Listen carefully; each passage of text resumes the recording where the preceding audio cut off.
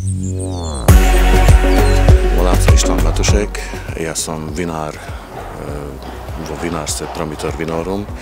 Sme tu v srdci Matušovej zemi v Galante a my sme vznikli v roku 2014 s tým úmyslom, aby sme dokázali svetu, že aj náš región je schopný produkovať vína na svetovej úrovni. Takže sa nachádzame v južnoslovenskej vinohradníckej oblasti.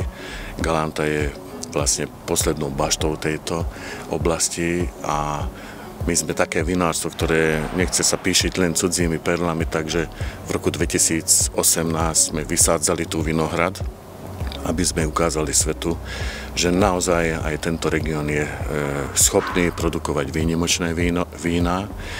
Vinohrad je o veľkosti 3 hektárov, čo tvorí z tej našej produkcie asi polovicu, 50%. Takže tú druhú polovicu, tých druhých 50% nakupujeme, ale v rámci našej vinohradníckej oblasti, to znamená všetko z južného Slovenska.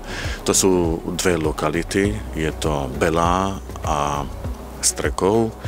Tam sú pestovatelia, s ktorými my už viac ako 10 rokov spolupracujeme, veľmi spoľahlivé odrody nám dávajú a budeme od nich nakupovať aj v budúcnosti dovtedy, kým bude ešte možné ako z tohto regiónu nakupovať, že budú mať ešte stále chuť pestovať hrozno.